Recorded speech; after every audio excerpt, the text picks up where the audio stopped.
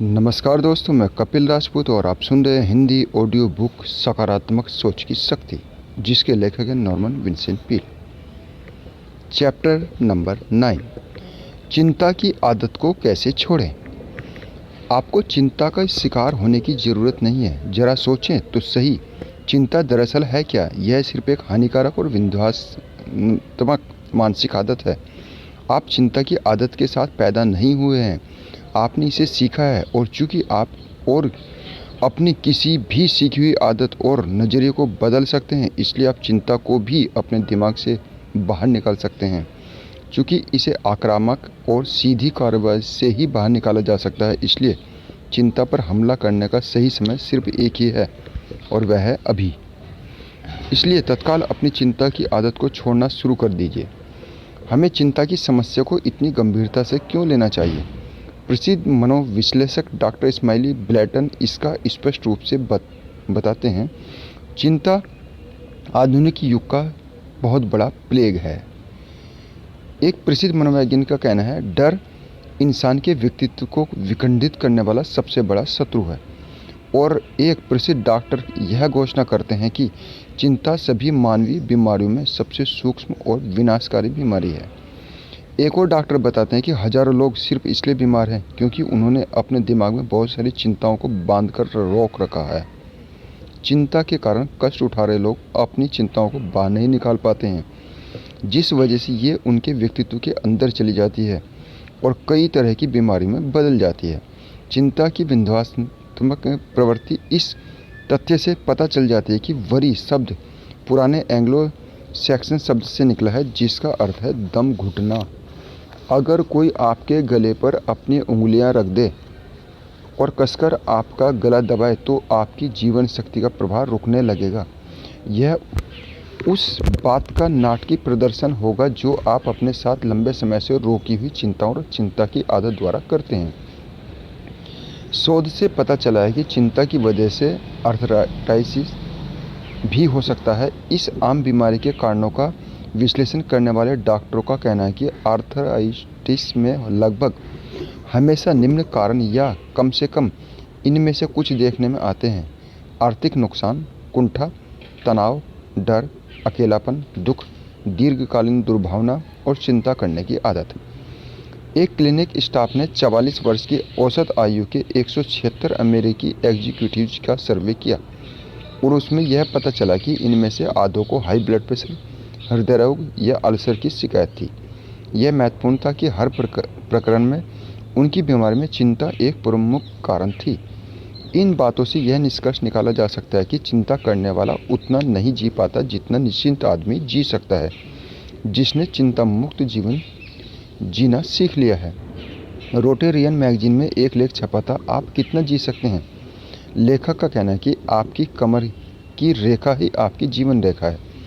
इस लेख में यह भी कहा गया है कि अगर आप लंबा जीना चाहते हैं तो आप नीचे बताए हुए नियमों पर चलें।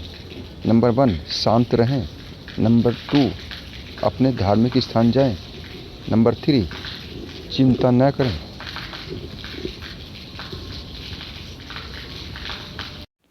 एक सर्वे से पता चलता है कि किसी भी धार्मिक स्थान पर जाने वाले सदस्य उन लोगों से ज़्यादा जीते हैं जो उस स्थान पर नहीं जाते। इसलिए अगर आप जल्दी नहीं मरना चाहते तो आप अपने धार्मिक स्थान पर जाएं और उसके सदस्य बन जाएं। लेख के अनुसार शादीशुदा लोग कुंवारों की अपेक्षा ज़्यादा जीते हैं। शायद ऐसा इसलिए होता है क्योंकि शादीशुदा दंपति चिंता को बांट सकते हैं, परंतु जब आप अकेले होते हैं तो आपको चिंता का भार अकेले ही उठाना पड़ता है। एक वैज्ञानिक विशेषज्ञ ने जीवन की अवधि पर 450 लोगों का अध्ययन किया जो 100 साल से ज़्यादा समय तक जीवित रहे। उसने पाया कि वे लोग इन कारणों से दीर्घायु और सुखी थे। नंबर 1, वे व्यस्त रहते थे। नंबर 2, वे सभी चीज़ों में संयम से काम लेते थे। नंबर 3, वे कम और सादा भोजन करते थे। नंबर 4, उन्हें जीवन में बहुत मज़ा आता था। नंबर 5, वे जल्दी सोते और जल्दी उठते थे। नंबर 6, वे चिंता और डर से मुक्त थे, खासकर मौत के डर से। नंबर 7, उनके मस्तिष्क में शांति थी और उनकी ईश्वर में आस्था थी। क्या आपने किसी व्यक्ति को यह कहते सुना है मैं चिंता के मारे मरा जा रहा हूँ। और फिर उसने हंसकर यह भी जोड़ा होगा, परंतु चिंता के कारण कोई सचमुच नहीं मरता है, परंतु यहीं पर वह गलती कर रहा है। चिंता के कारण आप बीमार हो सकते हैं। प्रसिद्ध अमेरिकी सर्जन डॉक्टर जॉर्ज डब्ल्यू क्राइल कहते हैं, हम न सिर्फ डर को अपने दिमाग में जगह देते हैं, बल्कि अपने दिल, अपने दिमाग और अपने पेट में भी जगह देते हैं। और डर और चिंता का कारण कुछ भी हो, उसका प्रभाव हमेशा शरीर की कोशिकाओं, ऊतकों और अंगों पर देखा जा सकता है। न्यूरोलॉजिस्ट डॉक्टर स्टैनले कॉब कहते हैं कि चिंता रूमेटाइड आर्थराइटिस के साथ अंतरंगता से जुड़ी हुई है। एक डॉक्टर ने हाल ही में यह कहा कि अमेरिका में डर और चिंता की महामारी फैली हुई है। उन्होंने घोषणा की, सभी डॉक्टरों के पास ऐसी बीमारियों के मामले आ रहे हैं जो सीधे डर से उत्पन्न हुई हैं और जिन्हें चिंता और असुरक्षा की भावना ने अधिक प्रबल बना दिया है। परंतु हताश न हो, क्योंकि आप अपनी चिंताओं को जीत सकते हैं। एक ऐसा उपचार है जो आपको निश्चित रूप से राहत देगा। यह आपकी चिंता की आदत को हमेशा के लिए खत्म करने में आपकी मदद करेगा। और चिंता को जीतने का पहला कदम तो सिर्फ यह है कि आपको विश्वास करना होगा कि आप ऐसा कर सकते हैं। जब आपको यह विश्वास होता है कि आप कोई काम कर सकते हैं, तो ईश्वर की मदद से आप सचमुच उसे कर सकते हैं। यहाँ एक प्रैक्टिकल तरीका बताया जा रहा है जिससे आप अपनी असामान्य चिंताओं को अपने दिमाग से बाहर निकाल सकते हैं। अपने दिमाग को हर दिन खाली करने का अभ्यास करें। आदर्श स्थिति में यह कार्य सोने जाने से ठीक पहले करना चाहिए, ताकि नींद में आपकी चेतना में चिंता का नामो निशान न हो। नींद में विचार हमेशा अवचेतन की गहराइयों में चले जाते हैं, इसलिए सोने से पहले के 5 मिनट हमारे लिए बेहद महत्वपूर्ण होते हैं, क्योंकि उस समय हमारा मस्तिष्क सुझाव के प्रति सबसे अधिक ग्रहणशील होता है। यह उन आखिरी विचारों को अपने अंदर सोख लेता है जो जागृत चेतना में सोचे जाते हैं।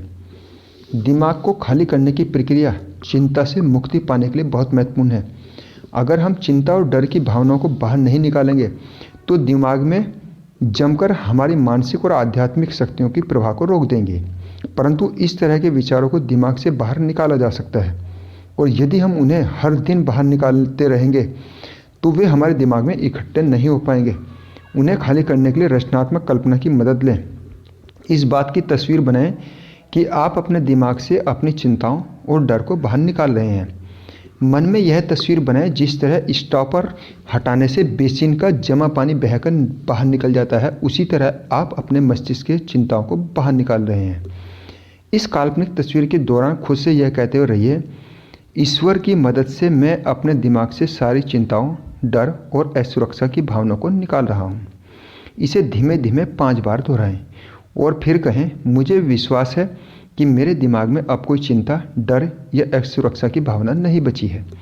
इस वाक्य को भी 5 बार दोहराएं और इस दौरान अपने दिमाग में एक मानसिक तस्वीर देखिए कि आपका मस्तिष्क सचमुच इन विचारों को मुक्त हो चुका है। फिर ईश्वर को धन्यवाद दें कि उसने आपके मन से डर और चिंता को बाहर निकालने में आपकी मदद की। फिर सो जाएं। उपचार प्रक्रिया शुरू करने में इसी तरह का प्रयोग रात को सोने जाने से पहले के अलावा सुबह, दोपहर, शाम को भी किया जाना चाहिए। इस काम के लिए 5 मिनट ऐसी जगह चले जाएं जहां शांति हो। इस प्रक्रिया को पूरे विश्वास करें, आपको जल्दी ही लाभदायक परिणाम दिखाई देंगे। इस तकनीक को और सशक्त बनाने के लिए आप यह कल्पना कर सकते हैं कि आप अपने मस्तिष्क में हाथ डालकर एक एक चिंता को अपने दिमाग से बाहर निकाल रहे हैं। बच्चों में वयस्कों से अधिक कल्पनाशीलता होती है। जब बच्चे को चोट लगती है तो वह एक बार उसे चूम लेता है या फूंक मार लेता है और उसकी चिंता करना छोड़ देता है। इस तरह से वह डर को दूर फेंक देता है और उस बारे में भूल जाता है। यह आसान सी प्रक्रिया बच्चे के साथ इसलिए काम कर जाती है क्योंकि बच्चे को मन में यह विश्वास होता है कि इससे समस्या सचमुच खत्म हो गई है। नाटकीय कार्य उसके लिए हकीकत बन जाता है और इसलिए बात वहीं पर खत्म हो जाती है। अपने मस्तिष्क में कल्पना कीजिए और यह तस्वीर देखिए कि आपके डर आपके दिमाग से बाहर निकल रहे हैं, और एक समय ऐसा आएगा जब आपकी कल्पना की तस्वीर हकीकत में बदल जाएगी। कल्पना डर का बहुत बड़ा कारण है, परंतु कल्पना से डर का इलाज भी हो सकता है। कल्पना की तस्वीर बनाना तथ्यात्मक परिणामों की मानसिक तस्वीरें बनाना है और यह एक आश्चर्यजनक रूप से प्रभावी तरीका है। कल्पना का अर्थ कपोल कल्पना नहीं है। कल्पना का अर्थ है तस्वीर बनाना, यानी कि आप डर की या डर से मुक्ति की एक काल्पनिक तस्वीर बनाते हैं। जो तस्वीर आप बनाते हैं वह अंततः तथ्य बन सकती है यदि उसे पर्याप्त विश्वास के साथ लंबे समय तक मानसिक रूप से देखा जाए। इसलिए अपनी मानसिक छवि ऐसी रखिए जैसे आपका जीवन चिंता मुक्त हो। असामान्य डर को विचारों से बाहर निकालने की प्रक्रिया आपके दिमाग को खाली कर देगी, परंतु मस्तिष्क को खाली करना ही पर्याप्त नहीं है, क्योंकि मस्तिष्क लंबे समय तक खाली नहीं रह सकता। इसमें कुछ ना कुछ तो रहेगा ही। इसलिए मस्तिष्क को खाली करने के बाद इसे दोबारा भरने का भी अभ्यास करें। इसमें आशा, आस्था और साहस के विचार रखें। इस तरह का वाक्य जोड़ से कहें, ईश्वर मेरे मस्तिष्क को साहस, शांति और आस्था के विचारों से भर रहा है। ईश्वर मेरी रक्षा कर रहा है, इसलिए मुझे कोई नुकसान नहीं हो सकता।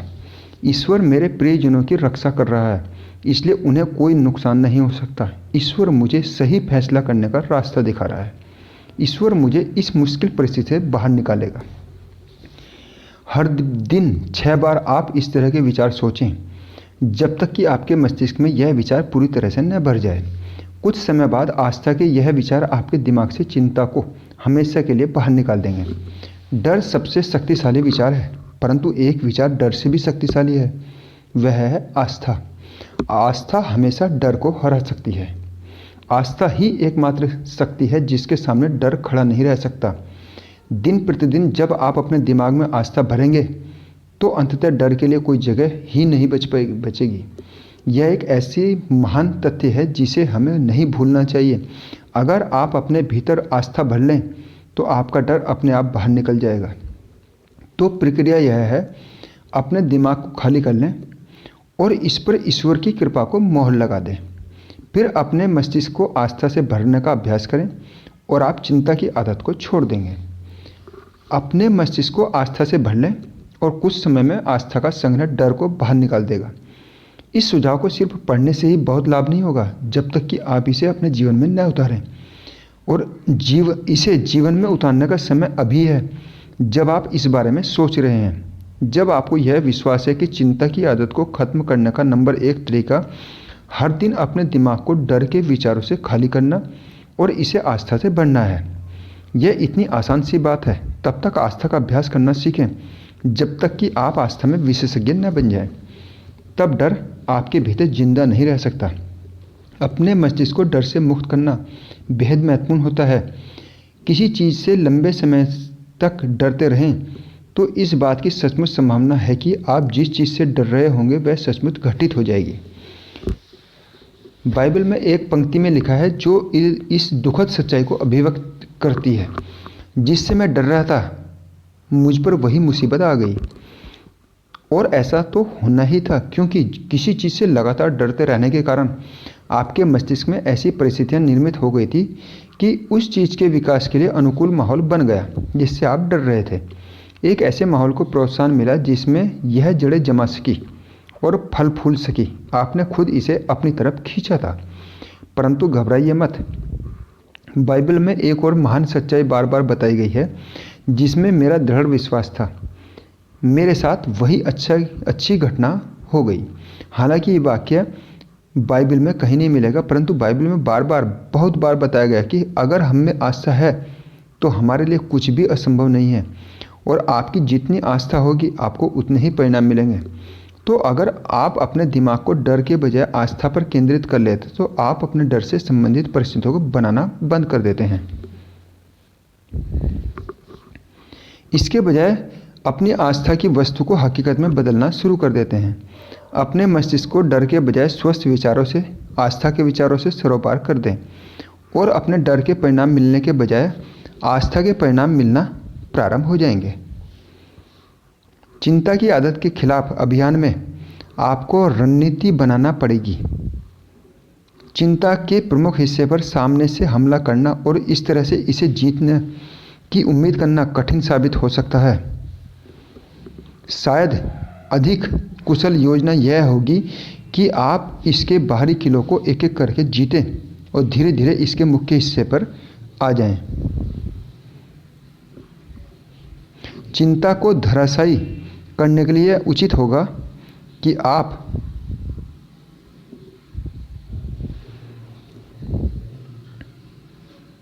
अपने डर की सबसे बाहरी शाखाओं पर लगी छोटी छोटी चिंताओं को नष्ट करने से शुरुआत करें। फिर धीरे धीरे भीतर की तरफ बढ़ें और अंत में चिंता के मुख्य तने को नष्ट कर दें। मेरे फार्म पर एक बड़े पेड़ को काटना आवश्यक हो गया था, जिसका मुझे बहुत अफसोस था। किसी पुराने बड़े पेड़ को काटना हमेशा दुखद होता है। मोटर से चलने वाली आरी लेकर कई लोग आए और मैं यह उम्मीद कर रहा था कि वे लोग इस तरह से शुरू करेंगे कि ज़मीन के पास से उसके मुख्य तने को काट देंगे। इसके बजाय उन्होंने सीढ़ियाँ निकाली और सबसे पहले छोटी टहनियों को काटा, फिर बड़ी टहनियों को और अंत में पेड़ के सबसे ऊपरी हिस्से को। अब जो बचा था वह सिर्फ उसका मुख्य केंद्रीय तना बचा था और कुछ ही क्षणों में मेरे पेड़ का नामो निशान मिट गया था, जैसे उसे बढ़ने में 50 साल न लगे हों। पेड़ काटने वाले ने बताया, अगर हमने पेड़ को ज़मीन से काट दिया होता और शाखाओं को पहले न काटा होता तो गिरते समय इस पेड़ के ने नज़दीकी पेड़ों को भी गिरा दिया होता। आप पेड़ को जितना छोटा बना सकते हो बना दें, फिर आपको उसे काटने में आसानी होती है।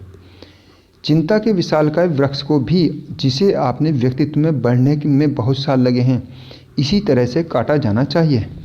उसे यथासंभव छोटा बना दें। छोटी छोटी चिंताओं को और चिंताओं की अभिव्यक्तियों को पहले काट दें। उदाहरण के तौर पर आपको अपनी बातचीत से चिंता के शब्दों की संख्या को कम करना होगा। शब्द चिंता का परिणाम हो सकते हैं, परंतु वे चिंता की रचना भी करते हैं।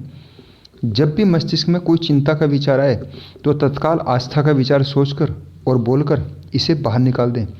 उदाहरण के तौर पर, मुझे डर है कि कहीं मेरी ट्रेन न चूक जाए, तो बेहतर ये होगा कि आप वहाँ पर पहुँचने के लिए समय पर या समय से थोड़ा पहले चल दें।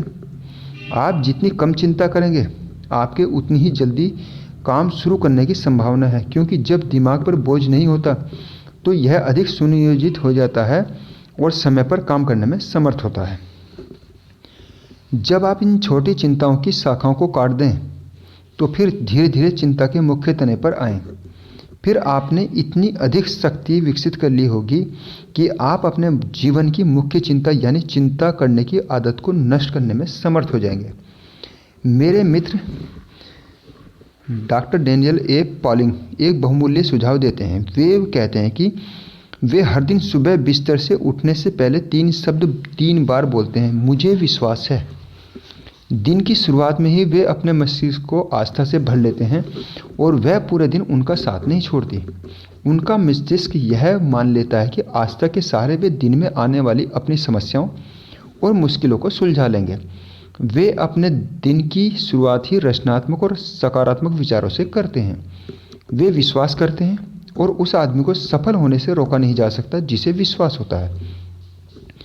मैंने एक रेडियो चर्चा में डॉक्टर पॉलिंग की मुझे विश्वास है तकनीक के बारे में बताया और मुझे एक महिला का पत्र मिला जिसने मुझे बताया वह अपने धर्म के प्रति बहुत निष्ठावान नहीं थी और उसका धर्म यहूदी धर्म था।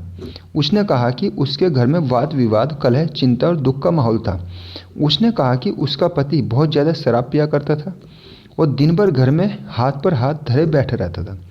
कोई काम धाम नहीं करता था। पति कमज़ोर तर्क देता था कि उसे नौकरी ही नहीं मिल रही है। इस महिला की सास भी उसी के साथ रहती थी और वह दिन भर हमेशा अपने शरीर में दर्द की शिकायत करती रहती थी।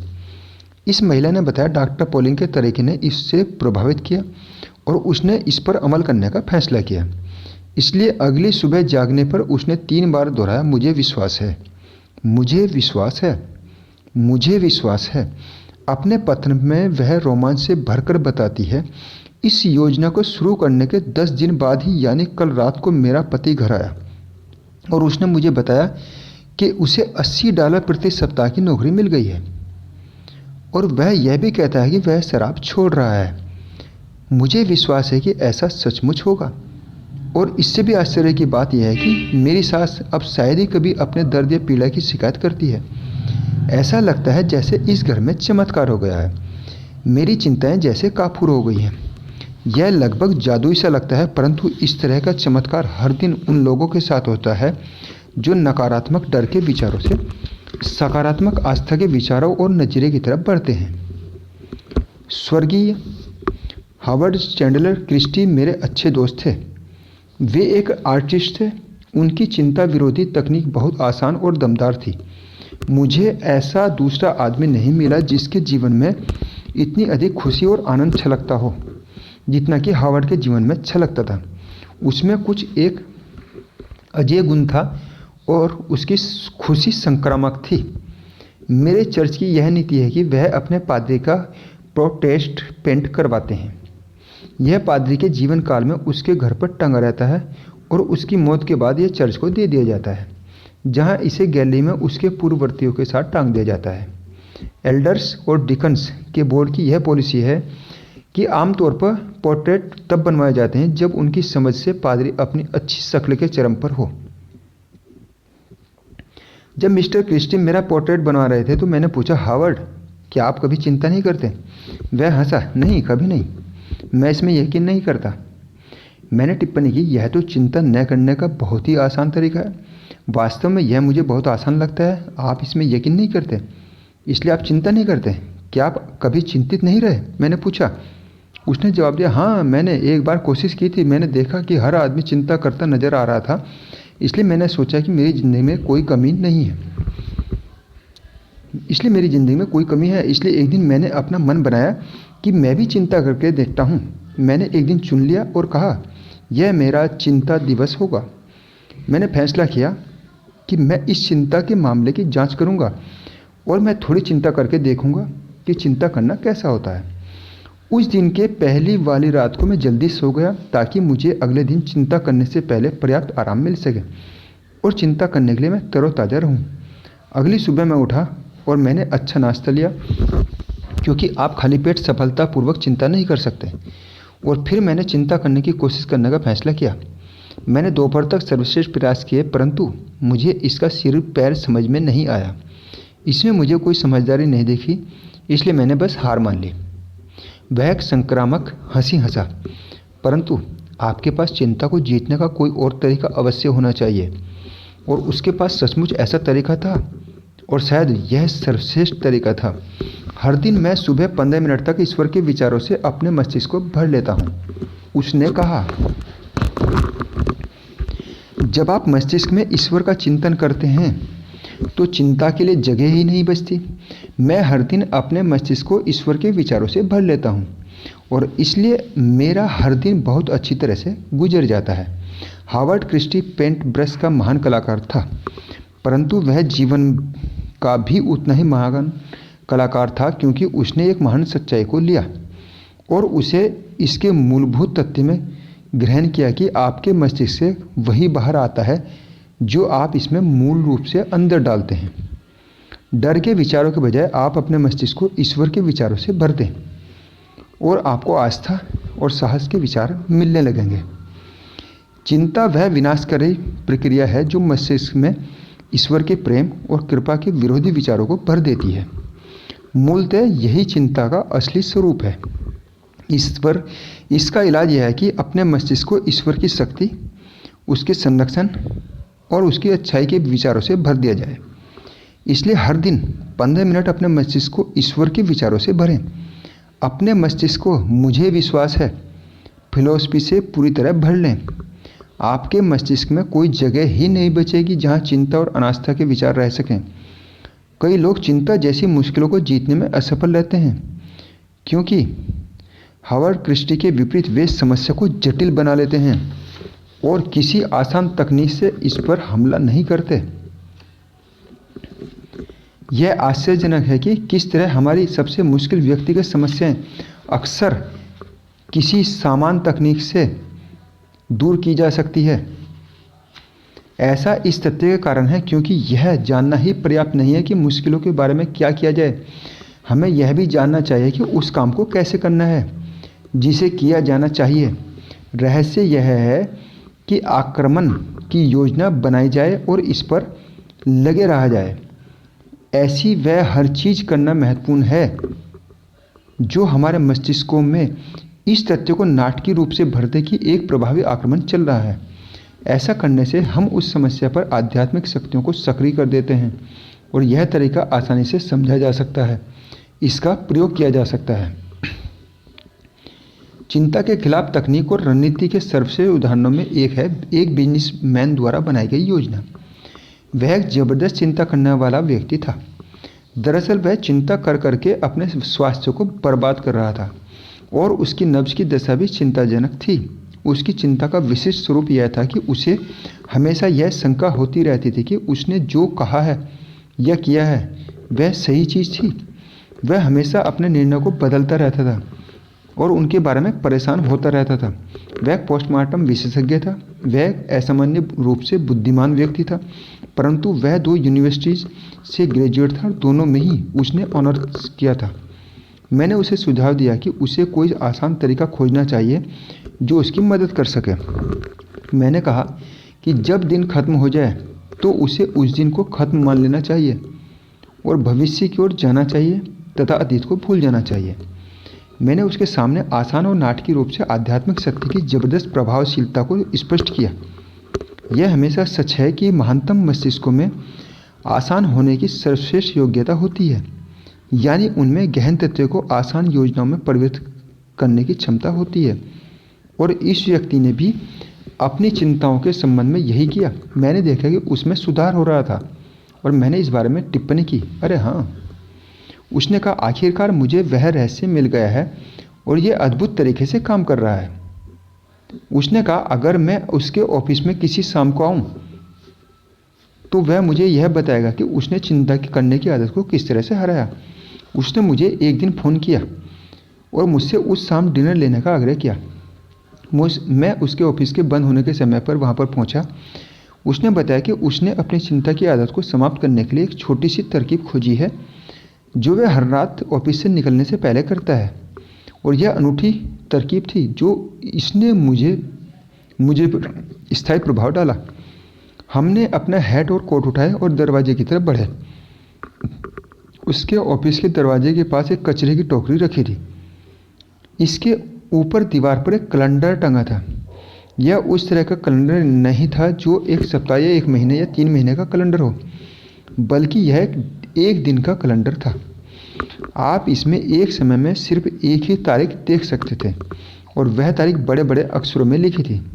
उसने कहा, अब मैं अपनी शाम की वह तरकीब करूँगा जिसने मेरी चिंता करने की आदत को ख़त्म करने में मेरी मदद की है। उसने हाथ बढ़ाया और कैलेंडर से उस दिन की तारीख वाले पन्ने को फाड़ दिया। उसने इसे मरोड़कर इसकी एक छोटी सी गेंद बनाई और मैंने मंत्रमुग्ध होकर देखा कि उसकी उंगलियां धीरे धीरे यह काम कर रही हैं। फिर उसने दिन को कचरे की टोकरी में डाल दिया। फिर उसने अपनी आंखें बंद कर ली और उसके होंठ हिल रहे थे और मैं जानता था कि वह प्रार्थना कर रहा था, इसलिए मैं सम्मान के साथ मौन रहा। अपनी प्रार्थना समाप्त करने के बाद उसने ज़ोर से कहा, आमीन। चलिए, दिन अब खत्म हो गया है, आइए हम बाहर चलें और जीवन का आनंद लें। जब हम सड़क पर पहुंच गए तो मैंने पूछा, क्या आप मुझे बताएंगे कि आपने अपनी प्रार्थना में क्या कहा था? वह हंसा। उसने कहा, मुझे नहीं लगता कि यह आपकी तरह की प्रार्थना है, परंतु जब मैंने जोर दिया तो उसने बताया, अच्छा, मैं इस तरह से प्रार्थना करता हूँ, हे प्रभु, आपने मुझे यह दिन दिया। मैंने यह दिन नहीं मांगा था, परंतु मुझे यह दिन पाकर खुशी हुई। मैं इसके साथ जो अच्छे से अच्छा कर सकता था वह मैंने किया और इसमें आपने मेरी मदद की, इसलिए मैं आपको धन्यवाद देता हूँ। मैंने कुछ गलतियाँ भी की और ऐसा तब हुआ जब मैंने आपकी सलाह नहीं मानी और मुझे इस बारे में अफसोस है।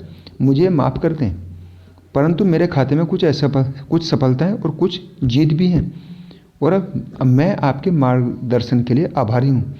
परंतु हे प्रभु, सफलता या गलती, विजय या पराजय, आज का दिन खत्म हो गया है और मैंने अपना काम कर दिया है और मैं अब इसे आपको वापस लौटा रहा हूँ। आमीन। शायद यह कोई धार्मिक प्रार्थना नहीं है, परंतु यह निश्चित रूप से बहुत प्रभावी प्रार्थना साबित हुई। इस बिजनेसमैन ने दिन के अंत को नाटकीय बना दिया और उसने अपने चेहरे को भविष्य की तरफ मोड़ दिया और वह अगले दिन बेहतर प्रदर्शन करने की उम्मीद सजाए था। उसने ईश्वर के तरीके के साथ सहयोग किया। जब दिन खत्म हो जाता है तो ईश्वर भी रात का पर्दा गिराकर इसे मिटा देता है। इस तरीके से इस आदमी की अतीत की गलतियां और असफलताएं, काम करने या न करने के पापों की उस पर पकड़ धीरे धीरे ढीली हो गई। वह अपनी उन चिंताओं से मुक्त हो गया जो उसके अतीत में इकट्ठी हो गई थी। इस तकनीक में यह आदमी सबसे प्रभावी चिंता विरोधी फार्मूला में से एक का प्रयोग कर रहा था, जिसे इन शब्दों में बताया गया है। परंतु मैं एक काम कर रहा हूँ, उन चीज़ों को भुला रहा हूँ जो पीछे छूट गई हैं, और उन चीज़ों की तरफ आगे बढ़ रहा हूँ जो मेरे सामने है।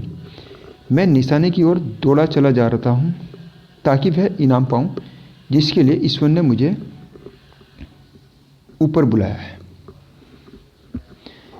अन्य व्यवहारिक चिंता विरोधी तकनीकें अपने आप आपके दिमाग में आ जाएंगी, और आपको उन तकनीकों के बारे में सुनना चाहिए जो सावधानीपूर्वक प्रयोग के बाद प्रभावी सिद्ध होती हैं। मेरा विश्वास है कि हम सभी जो आत्म सुधार में रुचि रखते हैं, ईश्वर की महान आध्यात्मिक प्रयोगशाला में सहपाठी हैं। इकट्ठे हम सफल जीवन के व्यवहारिक तरीकों पर काम करते हैं। हर जगह से लोग दयालुतापूर्वक मुझे अपनी तकनीकों और हासिल किए गए परिणामों के बारे में लिख रहे हैं। मैं जांचे परखे गए तरीकों को पुस्तकों, उपदेशों, अखबार की कॉलमों, रेडियो, टेलीविज़न और अन्य माध्यमों से दूसरों के लिए उपलब्ध कराने में मदद करने की कोशिश करता हूँ। इस तरीके से ऐसे बहुत से लोगों को विकसित किया जा सकता है जिन्हें न सिर्फ चिंता की बल्कि अन्य व्यक्तिगत समस्याओं को जीतने का भी तरीका आता हो। अध्याय को इस तरीके से समाप्त करते हुए, ताकि आपको अभी चिंता की आदत को समाप्त करने में मदद मिल सके, मैं 10 बिंदुओं के चिंता खत्म करने वाले फार्मूले की सूची दे रहा हूँ। नंबर 1, खुद से कहें, चिंता एक बहुत बुरी मानसिक आदत है। मैं ईश्वर की सहायता से किसी भी आदत को बदल सकता हूँ। नंबर 2, आप चिंता का अभ्यास करके चिंतित हो जाते हैं। आप इसकी विरोधी और इससे अधिक शक्तिशाली आदत आस्था का अभ्यास करके चिंता से मुक्त भी हो सकते हैं। आप में जितनी भी शक्ति और लगन हो, उसका पूरा प्रयोग करते हुए आप आस्था का अभ्यास करें। नंबर 3, आस्था की आदत डालने का तरीका क्या है? हर दिन सुबह बिस्तर छोड़ने से पहले जोर से 3 बार कहें, मुझे विश्वास है। नंबर 4, इस फार्मूले का प्रयोग करते हुए प्रार्थना करें, मैं यह दिन, अपना जीवन, अपने प्रियजन, अपना काम धंधा ईश्वर के हाथ में सौंपता हूँ। ईश्वर के हाथ से मेरा कोई नुकसान नहीं हो सकता, केवल मेरा भला हो सकता है, चाहे जो भी हो, चाहे परिणाम जो भी हो। अगर मैं ईश्वर के हाथों में हूँ तो यह ईश्वर की इच्छा है और यह अच्छा ही होगा। नंबर 5, आप जिन चीज़ों के बारे में नकारात्मक बातें कहते हैं, उनके बारे में कोई ना कोई सकारात्मक बात कहने का अभ्यास करें। सकारात्मक बातें करें। उदाहरण के तौर पर यह न कहें, आज का दिन बड़ा बुरा गुजरेगा। इसके बजाय यह कहें, आज का दिन बहुत बढ़िया गुजरेगा। यह न कहें, मैं यह कभी नहीं कर पाऊंगा। इसके बजाय यह कहें, ईश्वर की सहायता से मैं यह कर सकता हूँ। नंबर 6, चिंता की चर्चा में कभी भाग न लें। अपनी सभी चर्चाओं में आस्था का इंजेक्शन लगा दें। निराशावादी बातें करने वालों का समूह, उस समूह के प्रत्येक व्यक्ति में निराशावादी विचार भर सकता है, परंतु नकारात्मक नज़रिए के बजाय सकारात्मक नज़रिए से आशा भरी बातें करने से आप उस बोझिल माहौल को सुधार सकते हैं और हर एक को आसामान और सुखी बना सकते हैं। आपकी चिंता का एक बहुत बड़ा कारण यह है कि आपके दिमाग में डर, हार और निराशा के विचार लबालब भरे हुए हैं।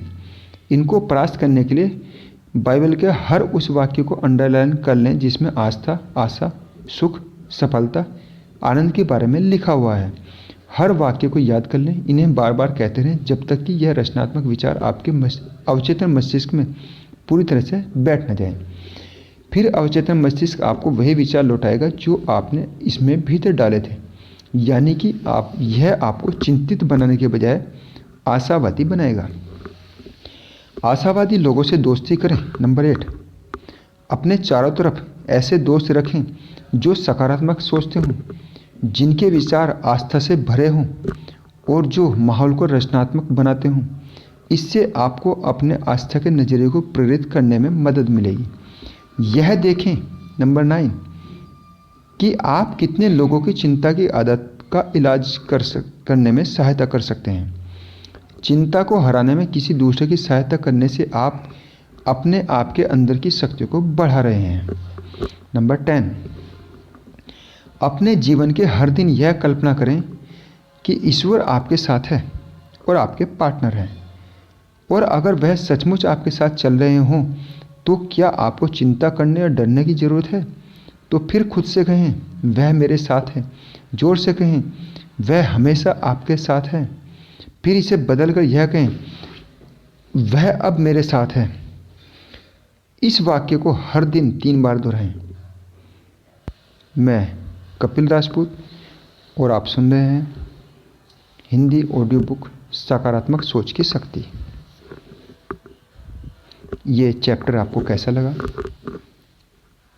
यदि अच्छा लगा तो आप लाइक कर सकते हैं। चैनल सब्सक्राइब नहीं किया तो चैनल सब्सक्राइब कर सकते हैं, जिससे आने वाला चैप्टर निजी समस्याएं सुलझाने की शक्ति सबसे पहले आपके पास आए। आप अपने दोस्तों, रिश्तेदारों और जिसका आप भला चाहते हैं उसको ये शेयर भी कर सकते हैं। आपने मुझे सुना, उसके लिए धन्यवाद। Thank you.